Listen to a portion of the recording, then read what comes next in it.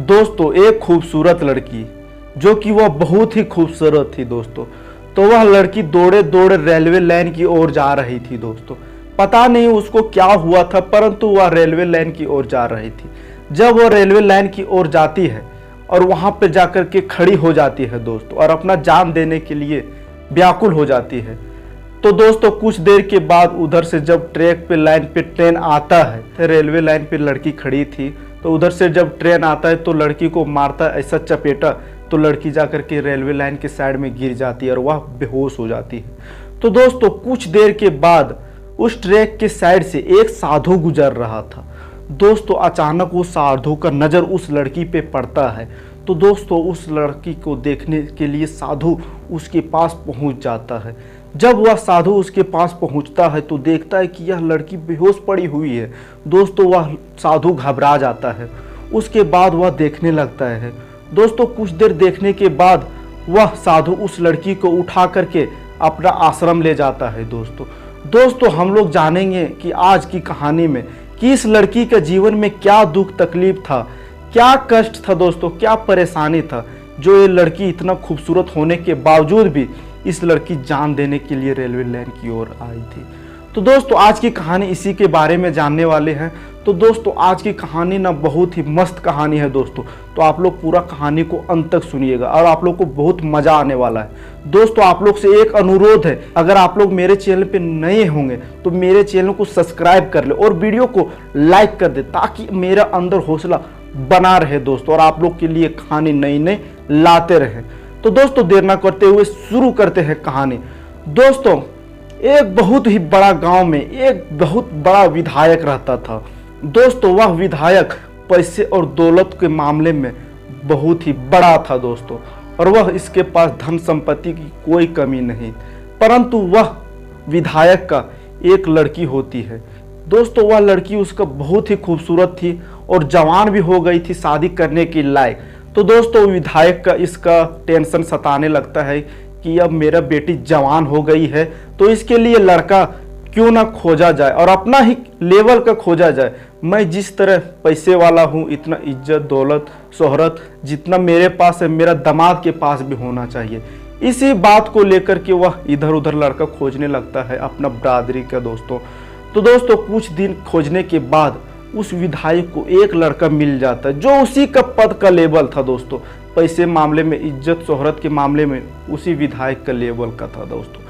कुछ दिन के बाद जब उन दोनों लोग का शादी के बारे के बाद जब पता चलती है लड़की को दोस्तों कि मेरा शादी होने वाली है, लड़की को जैसे ही इस बात का पता चलता है तो दोस्तों वह इच्छा जाहिर करती है अपनी माँ से कि माँ मेरा पति जो होने वाला है वो कैसा है, उसका फोटो दिखाइए। तो दोस्तों जब वो लड़की दोस्तों वह बहुत ही खूबसूरत थी। तो वह लड़की जब लड़का का फोटो देखती है तो दोस्तों वह लड़का था तो पैसे के मामले में तो था वो बहुत बड़ा आदमी, इज्जत दौलत के मामले में था, परंतु वह उतना खूबसूरत नहीं आता और उस लड़की को उस लड़का पसंद नहीं आता है। तो वह लड़की था वो मन ही मन रिजेक्ट कर देती है लड़का को दोस्तों। वो अपना पिताजी से इतना डरती थी कि अपना बात मन का बात किसी से बोल नहीं पाती थी, बल्कि अपना माँ से भी बोल नहीं पाती थी दोस्तों। तो वह डिसीजन करती है कि मेरे को इस लड़का से शादी नहीं करना, चाहे इसके लिए मैं को कुछ करना क्यों ना पड़े दोस्तों। शादी का दिन नज़दीक आने लगता है दोस्तों। कुछ दिन के बाद शादी नज़दीक आ जाता है तो दोस्तों वैसे ही चिंता उस लड़की का मन में परेशान करने लगता है कि अब तो शादी का दिन नज़दीक आ रहा है, कुछ दिन मैं यहाँ पर रुकूंगा तो मेरा शादी उसी लड़का से कर देगा दोस्तों। इसी कारण वह बहुत ही परेशान हो जाती है दोस्तों, और वो सोचने लगती है कि मैं तो जीते जी इस लड़का से शादी नहीं करूंगा, चाहे इसके लिए मेरे को जान देना क्यों ना पड़े। तो दोस्तों इसी का मन में ठान करके वह घर से निकल जाती है चुपके से। उसके बाद वह रेलवे लाइन की ओर जाने लगती है अपना जान देने के लिए, और सोचती है कि मैं अपना जान दे दूंगा दोस्तों। इसी कारण वह रेलवे लाइन की ओर जाने लगती है दोस्तों। कुछ देर के बाद जब रेलवे लाइन की ओर वो लड़की आती है तो वह रेलवे लाइन के ऊपर जाकर के खड़ी हो जाती है अपने जान देने के लिए। और दोस्तों कुछ देर के बाद ट्रेन जब वहां आता है उस ट्रैक के ऊपर और उस लड़की के पास, तो इतना जोर से मारता है उस लड़की को ट्रेन से कि वह लड़की कुछ दूर फेंका जाती है दोस्तों। फेंकाने के बाद वो लड़की जाहिर है कि बेहोश हो जाती है दोस्तों। वहां बेहोश पड़ी हुई लड़की थी दोस्तों। कुछ देर के बाद उस सुनसान रास्ते से एक साधु गुजर रहा था दोस्तों। तो गुजरने के बाद दोस्तों उस लड़की के पास जब वो साधु पहुंचता है तो देखता है कि यह लड़की कौन पड़ी हुई है यहाँ सुनसान रास्ते में। दोस्तों वहां जब जाता है साधु और देखता है लड़की तो यह बेहोश पड़ी हुई है, देखते हैं इसको क्या हुआ। तो दोस्तों उसको मुंह घुमाता है इधर तो देखता है ये लड़की पूरा बेहोश पड़ी हुई है और इसको ट्रेन ने मारा है धक्का। तो दोस्तों सोचते हैं कि यहाँ इसको जान बचाना इम्पॉसिबल है, इसके लिए वह वहाँ से उठा करके अपना आश्रम ले जाता है जहाँ पे साधु रहता है। दोस्तों जाहिर बात है कि वह वहाँ ले जाता है साधु। उसके बाद उसको पानी मारता है साधु लड़की को मुंह में। कुछ देर के बाद लड़की को होश आता है। होश आने के बाद दोस्तों साधु था वो लड़की को पूछने लगता है कि तेरा जिंदगी में क्या तकलीफ था कि तू जान देने के लिए तैयार थी दोस्तों। तो दोस्तों ये सब बात पूछने लगता है साधु लड़की से। तो दोस्तों कुछ देर के बाद लड़की साधु से बोलता है कि मेरा शादी किसी दूसरे लड़का से करना चाहता था मेरा पिताजी, और वो लड़का मेरे को पसंद नहीं था और मैं अपना पिताजी से बोल नहीं पा रहा था कि मेरे को लड़का पसंद नहीं था, क्योंकि मैं इसलिए बोल नहीं पाता था अपना पिताजी से क्योंकि वह बहुत ही खड़ूस था। उसको अगर बोलते तो मेरा बात नहीं मानता, क्योंकि वो मेरा पिताजी अपना लेवल का लड़का से शादी कर रहा था और मेरा पसंद वो लड़का नहीं था, इसलिए मैं रेलवे लाइन पे आई थी मरने के लिए। ये सब बात सुनने के बाद साधु बोलता है कि इससे तू मर जाती तो तेरा क्या प्रॉब्लम सॉल्व हो जाता, मरना प्रॉब्लम सॉल्व नहीं होता है। ये सब उसको समझाने लगता है साधु जी। तो दोस्तों कुछ देर समझाने के बाद वह लड़की समझती है और बोलती है कि अब मैं घर नहीं जाऊंगा। साधु से बोलता है, तब बोलता है साधु लड़की से कि तुम घर नहीं जाओगी तो यहाँ कैसे रह सकती हो, मेरे पास यहाँ किसी का अलाउड नहीं है रहने का, क्योंकि मैं एक साधु हूँ और साधु के यहाँ कोई नहीं रह सकता है, इसीलिए मैं तुम्हारे पिताजी के पास तेरे को छोड़ देता हूँ, चलो तेरा पिताजी के पास ले चलता हूँ। तो ये बात सुनने के बाद लड़की बोलती है नहीं नहीं ऐसा मत करना, अगर मेरे को ले जाएंगे ना तो मेरे के जगह में आपको भी वहाँ पिटाई कर देगा मेरा पिताजी, क्योंकि वह विधायक है और उसके पास बहुत सारा गुंडा है, इसलिए मेरे पिताजी को कानों कान भनक नहीं पड़ना चाहिए कि मैं यहाँ पे हूँ। तो लड़की साधु के पास कुछ दिन के रहने की इजाज़त मांगती है। तो साधु बोलता है कोई बात नहीं, अगर तुम यहाँ रहना चाहते हो तो मैं तेरे लिए एक साइड में रूम का व्यवस्था कर देता हूँ, तुम वहाँ रह सकती हो। तो दोस्तों इस तरह करके वहाँ पे वो लड़की साधु के घर में रहने लगा। रहते रहते उस लड़की को साधु बहुत पसंद आने लगा दोस्तों। तो दोस्तों कुछ दिन के बाद वो लड़की साधु से बोलता है कि मैं आपसे शादी करना चाहता हूँ क्योंकि आप बहुत ही अच्छे इंसान हो। दोस्तों उसके बाद साधु बोलता है कि मैं किसी से शादी नहीं कर सकता हूँ क्योंकि मैं बाल ब्रह्मचारी हूँ, मैं साधु का संत का पालन करता हूँ, इसलिए मैं शादी तुमसे नहीं कर सकता। दोस्तों वह शादी के लिए जिद करने लगती है लड़की कि शादी तो करना पड़ेगा, मैं तो आप ही से शादी करूँगा, क्योंकि मैं शादी नहीं करूँगा तो मेरा पिताजी अगर जान लेगा कि मैं यहाँ पे हूँ तो मेरा शादी ज़बरदस्ती उस लड़के के साथ करा देगा जो मेरे को पसंद नहीं है। दोस्तों कुछ दिन के बाद साधु बोलता है लड़की से कि चलो अब तुम्हारे को तेरा पिताजी के पास छोड़ देता हूँ, क्योंकि यहाँ रहेगा तो गांव घर के इधर उधर का लोग सोचेंगे कि ये साधु कौन सा लड़की को रख रही है। दोस्तों इसी कारण मन में सताने लगता है साधु के मन में चिंता।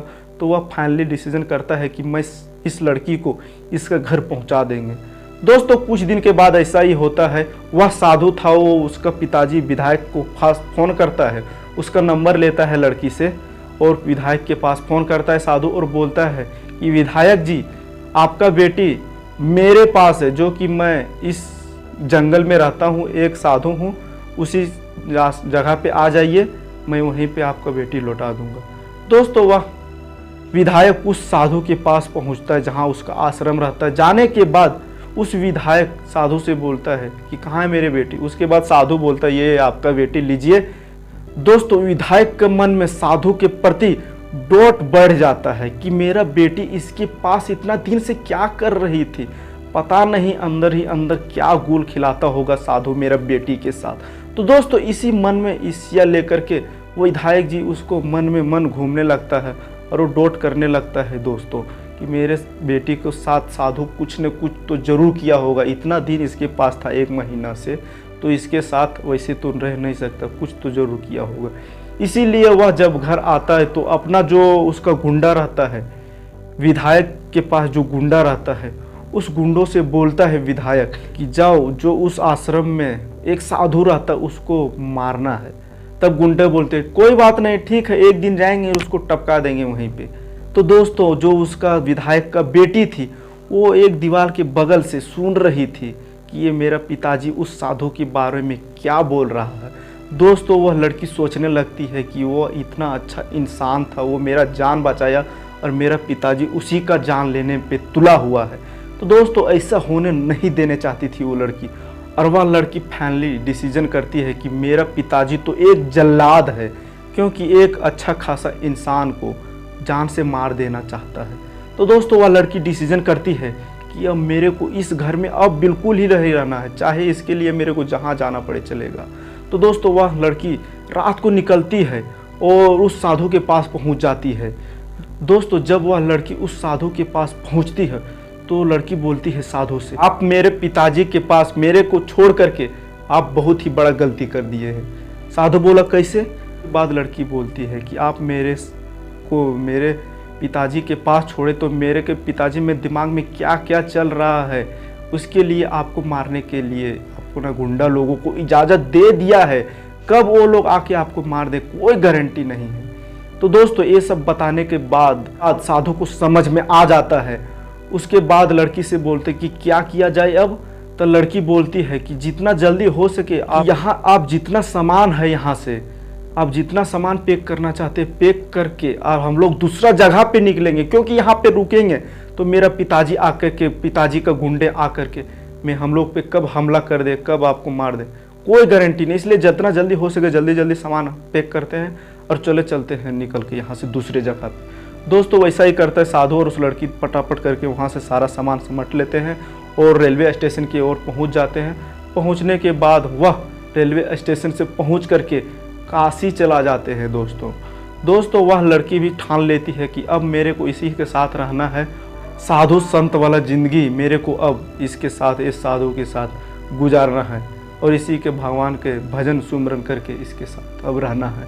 दोस्तों ये सब डिसीजन करने के बाद वह काशी से दोनों पहुंच जाती है और वहाँ पर एक झोपड़ी बना लेती है साइड में और वहीं पे दीक्षा भक्तों को देने के काम शुरू कर देते हैं। दोस्तों इसी तरह करते करते कुछ दिन के बाद विधायक का विधायकी जब खत्म होता है तो वह फाइनली डिसीजन करता है कि अब मेरे को तीर्थ यात्रा को दर्शन करना है। तो दोस्तों सभी तीर्थ यात्रा विधायक घूमने लगता है। दोस्तों अब तो उसका विधायकी जा चुका था, वो फ्रीडम हो चुका था, तो इधर उधर सभी जगह तीर्थ यात्रा जहाँ जहाँ था वहाँ चारों ओर परिक्रमा करने लगता है। तो फाइनली दोस्तों एक बार वह काशी जाता है। जाने के बाद जब इधर उधर जाकर के घूमने लगता है और सभी जगह दर्शन करने लगता है, साधुओं का दर्शन करने लगता है, उसके बाद जाकर के फाइनली वो अपना बेटी के पास पहुंचता है जहां उसका बेटी साध्वी के रूप धारण करके भक्तों को दीक्षा देने के काम और भगवान के भक्ति में लीन थी। दोस्तों उसके बाद जाकर के उस विधायक अपना बेटी को देखता है तो अचंभित हो जाता है, सोचता है कि मेरा बेटी यहाँ पे है, मैं इसको कितना दिन से उधर खोजा परंतु ये पे यहाँ पे है। इसके बाद वो अपना बेटी के पास जाती है और बोलती है कि बेटी तुम अपना क्या दशा बना के रखी हो, तुम तो इस दशा तेरे को कौन बनाया और तेरे को यहाँ कौन लाया। इसके बाद उसका बेटी बोलती है कि मैं तुम्हारा बेटी नहीं हूँ, मैं तो भगवान का भक्ति में लीन हूँ। दोस्तों उसके बाद बोलती है, उसका पिताजी गिड़गिड़ाने लगती है अपने बेटी के आगे, बोलती है कि मेरा गलती हो गया, जो हुआ सो हुआ, अब मेरे को माफ़ कर दीजिए। तो दोस्तों उसके बाद उसका बेटी बोलती है कि जाइए, उसके पहले आप उस साधु से जाकर के माफ़ी मांगिए जिसको अब बेगुनाह था उसको मारने के लिए आप सोचे, मेरे को वही जान बचाया और आप उसी को मारने के लिए गुंडे भेज रहे थे। ये सब सुनने के बाद मैं घर से भागे थे। तो जाइए आप सबसे पहले उसी साधु के जी के पास जाइए और उसी से माफ़ी मांगिए, उसी को आप माफ़ी करेंगे तो वही करेंगे, उसी के पास जाइए। तो वो फाइनली भेज देता है। तो विधायक जी उस साधु जी के पास साइड में रहता है, तो उस साधु जी के पास पहुंचता है और उससे माफ़ी मांगने लगता है। बोलते हैं साधु जी अब मेरे को माफ़ कर दीजिए, जो गलती हुआ अनजाने में हुआ, मेरे को मालूम नहीं था कि आपके वजह से मेरी बेटी बची है। तो दोस्तों ये सब सुनने के बाद साधु था, वो बड़ा दिल वाला था, तो वो विधायक को माफ़ कर देता है और बोलता है ठीक है, अगर ऐसा बात है अनजाने में हुआ था तो कोई बात नहीं, मैं तुमको माफ़ करता हूँ। वैसे भी हम लोग के दिल में कोई किसी के लिए खोट नहीं रहता, सभी के लिए हम लोग के दिल में एक समान जैसा रहता है। हम लोग एक समान जैसे सभी लोग को देखते हैं। तो दोस्तों इस तरह से वो विधायक जी था, वो सुधर चुका था और वो वहाँ से दर्शन करके वो अपना घर लौट चुका था। दोस्तों उसका बेटी तो अब भगवान के भक्ति में लीन थी और भक्तों को दीक्षा देने की काम करती थी और सभी लोगों को अच्छा राह दिखाने की कोशिश करती है। तो दोस्तों आज की कहानी यहीं तक है। दोस्तों आज की कहानी आप लोगों को कैसा लगा? अगर कहानी आप लोग को थोड़ा सा भी अच्छा लगा होगा तो मेरे वीडियो को लाइक कर दे और जाते जाते चैनल को सब्सक्राइब कर लें। दोस्तों मिलते हैं अगली वीडियो में, तब तक के लिए जय हिंद।